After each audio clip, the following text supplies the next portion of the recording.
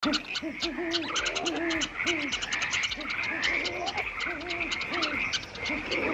it! Tuesday, Wednesday, happy days. Thursday, Friday, Do you remember when television felt like family? When laughter echoed through the living room, and a theme song could make the whole world seem a little simpler? There was a time when a jukebox, a red convertible, and a shy smile from Richie Cunningham could transport America back to its golden 1950s dream. Happy Days wasn't just a sitcom. It was a national ritual, a weekly postcard from a world of milkshakes, moral lessons, and moonlight dances. But behind that glow of innocence were stories no one expected, secrets of chance censorship, vanishing characters, and careers that changed Hollywood forever. It began as a modest experiment and became one of the longest-running cultural touchstones of its era. So how did a cheerful show about teenage life in Milwaukee become a mirror of American ambition, anxiety, and nostalgia? All at once, let's find out. Fact 12.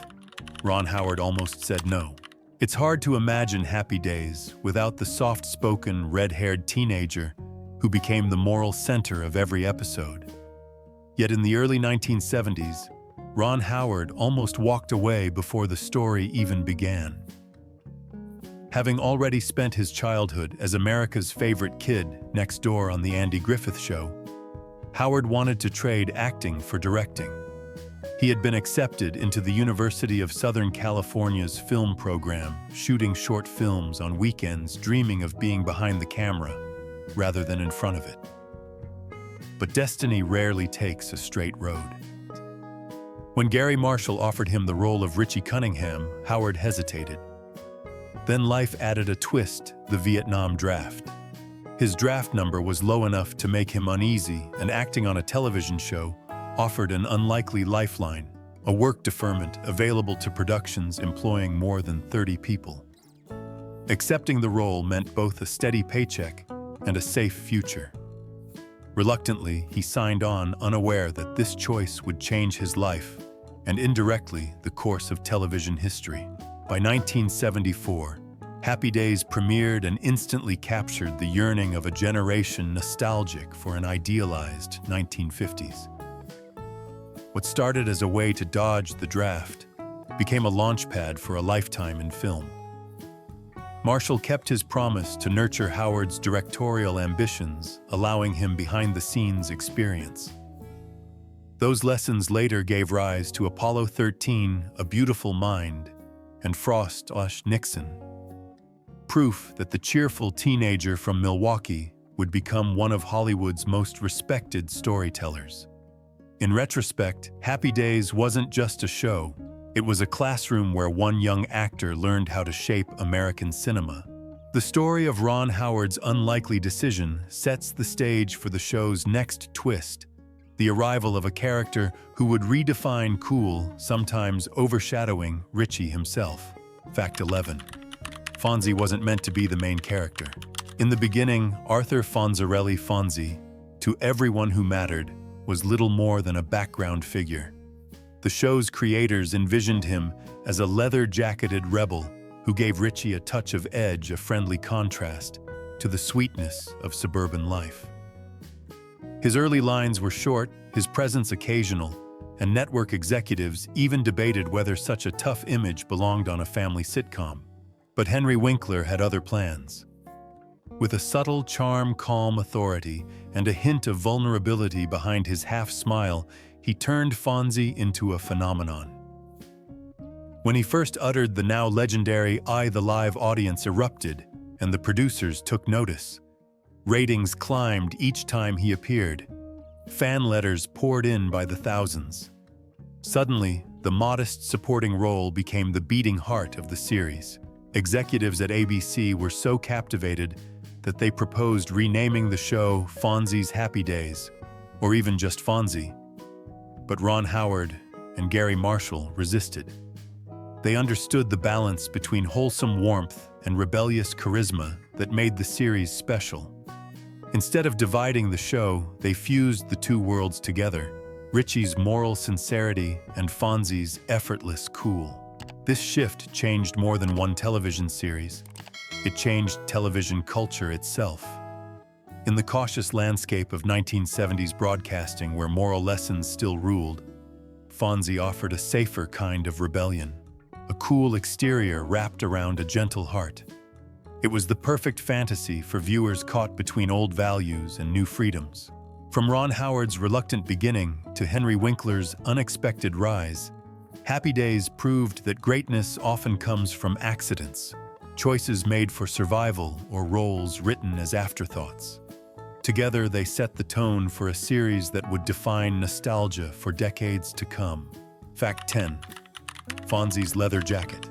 Battle with censors. Before Fonzie became a symbol of American cool, his iconic leather jacket was nearly banned from television. In the early seasons of Happy Days, network censors at ABC viewed the jacket as a sign of rebellion, a visual link to gang culture and delinquent youth. To them, a leather jacket wasn't fashion, it was a warning. They feared it would offend parents still cautious in the post-1960s moral landscape. Their solution: Fonzie could only wear the jacket when standing beside his motorcycle, as if it were purely for safety rather than style. This strange rule led to equally strange staging. Suddenly, motorcycles appeared in unlikely places, parked at diners near lockers, even inside garages that had never been shown before. The workaround became part of the show's charm, and when Fonzie finally earned the freedom to wear his jacket anywhere, it felt like a small victory for a new kind of hero. The jacket, once censored, became a symbol of wholesome rebellion, proof that a character could look dangerous but act decent. It also marked a subtle turning point for television. As the 1970s unfolded, audiences no longer feared the image of the bad boy. Instead, they embraced him as a figure of independence and authenticity. Fonzie's leather jacket bridged generations, showing that cool could coexist with kindness. It was a revolution wrapped in cowhide, and the censors perhaps unknowingly helped create one of pop culture's most enduring icons. Fact 9. The mystery of Chuck Cunningham's disappearance. Just as Fonzie was rising to stardom, another character quietly vanished into television history. Richie's older brother, Chuck Cunningham, appeared during the first 2 seasons, a college basketball player with little dialogue and even less purpose. Then one day, he was simply gone. No farewell, no explanation, no mention. The Cunninghams went from 3 children to 2, and the audience was expected not to notice. This unexplained disappearance fascinated fans and critics alike. Years later, the phenomenon was given a name: the Chuck Cunningham syndrome, the term used whenever a TV show erases a character without explanation and pretends they never existed. In Chuck's case, it wasn't malice or scandal, just creative evolution. The writers realized that with Fonzie's growing popularity, there was no need for another male sibling. The family dynamic worked better with Richie at the center, and Fonzie as his moral and cultural counterweight. Chuck's disappearance became both a joke and a lesson for television writers. It revealed how flexible TV storytelling could be, how easily reality could shift for the sake of rhythm and character chemistry. In a way, Chuck's absence helped refine Happy Days into the show it was meant to be. Television is full of perfect illusions, and sometimes what disappears tells us as much as what remains. Fonzie's leather jacket had once been too rebellious for family audiences, while Chuck Cunningham's existence became too ordinary for primetime entertainment.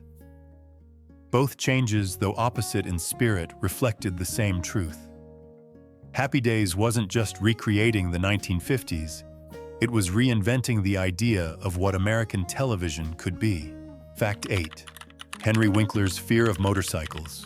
Behind the swagger, the effortless smile, and the legendary "I, Henry Winkler" was hiding a fear that could have shattered the Fonzie myth entirely.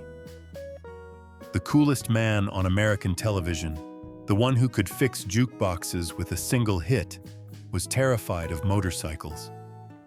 The fear wasn't mild. Winkler couldn't balance the machine, couldn't control the clutch, and wanted nothing to do with real riding.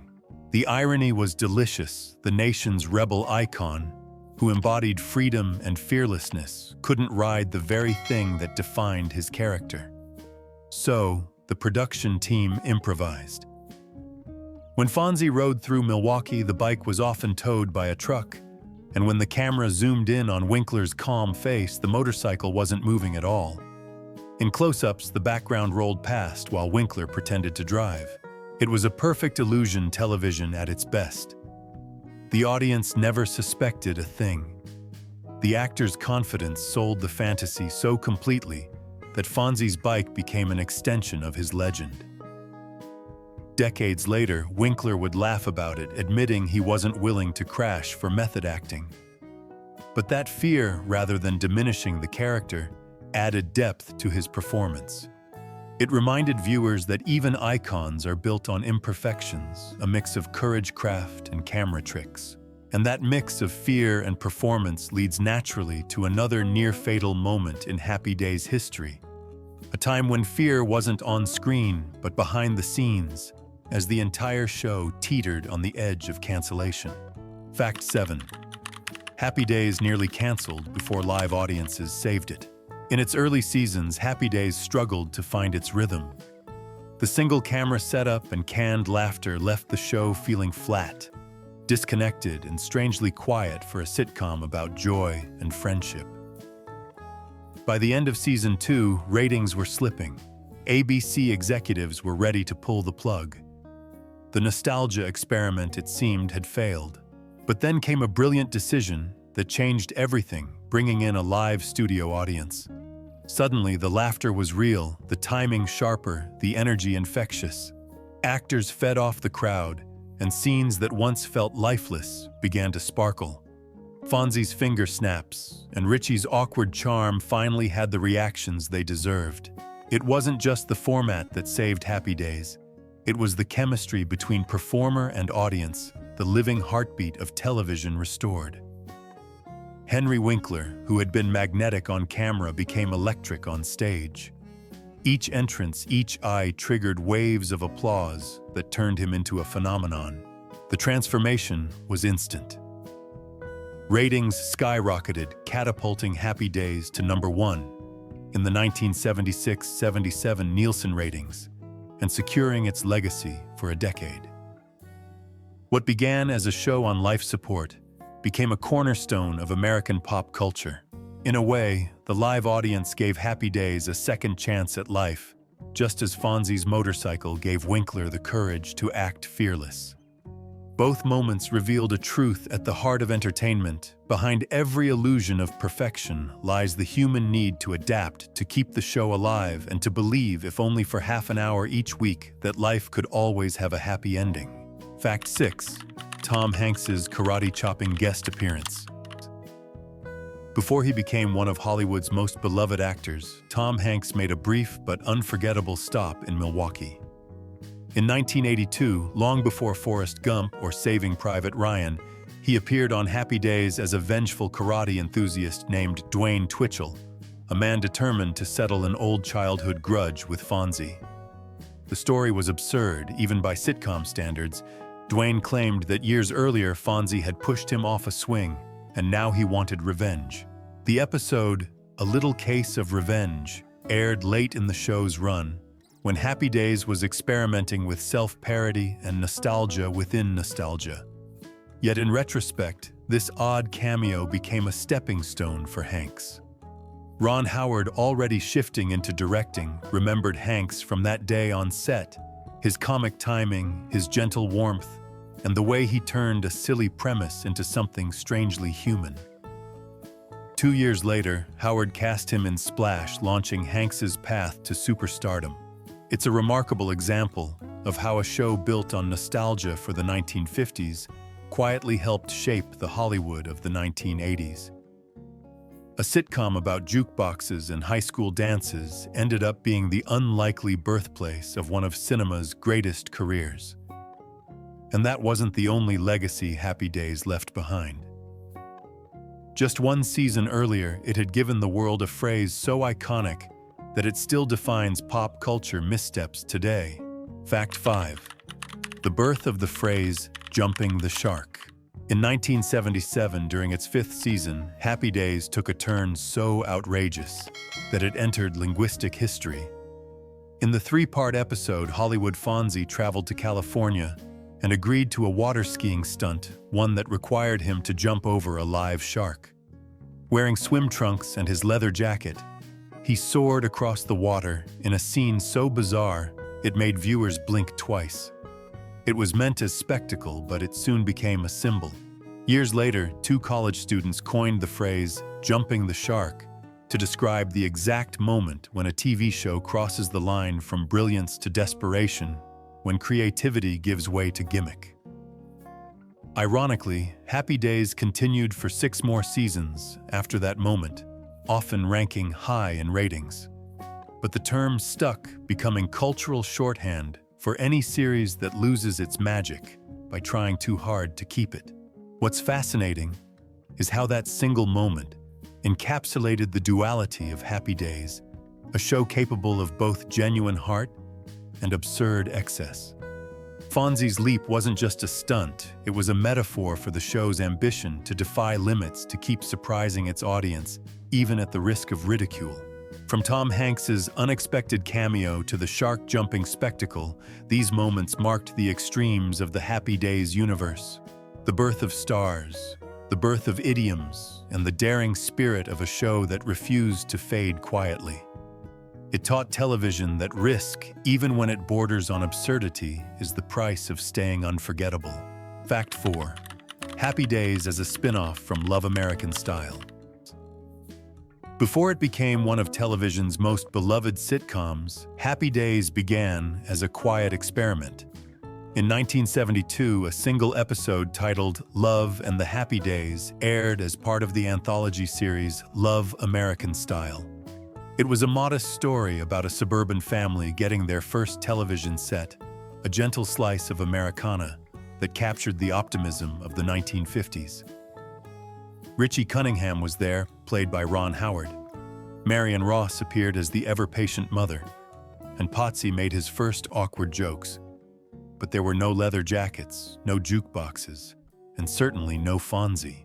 The pilot came and went without much attention until 1973, when George Lucas released American Graffiti. The film's success ignited a national wave of nostalgia for the simplicity and style of post-war America. Sensing an opportunity, ABC revived the unused Happy Days concept. This time, the network gave it a stronger focus, added Fonzie as the embodiment of cool, and turned Milwaukee into a symbol of mid-century innocence.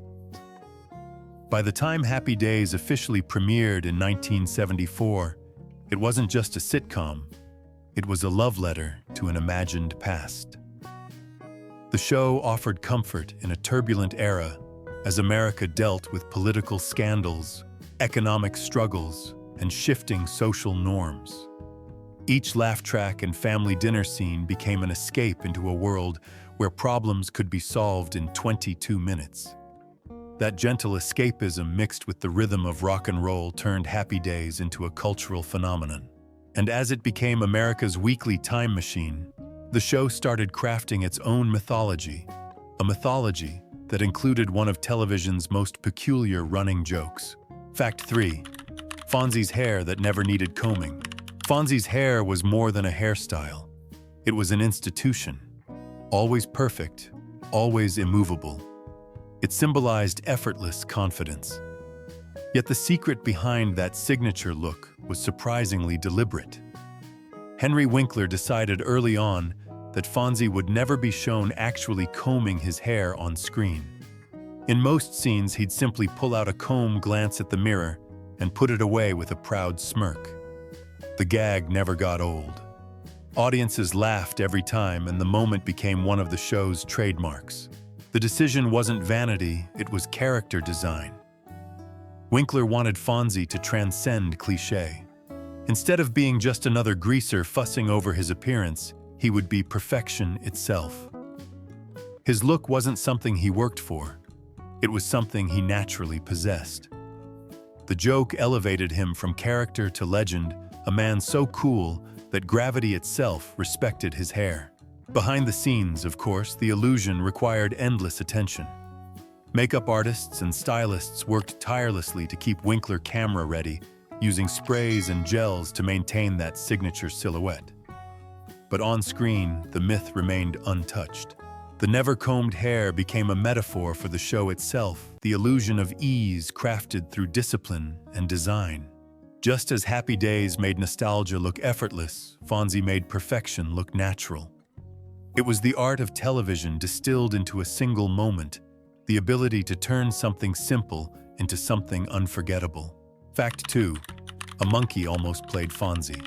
Long before Henry Winkler's face was immortalized on lunchboxes and leather jackets, became the ultimate badge of cool, the role of Fonzie nearly went to someone else entirely. And the thought now seems almost impossible. Among the early contenders was Mickey Dolenz, the energetic drummer and comic heart of the 1960s pop group The Monkees.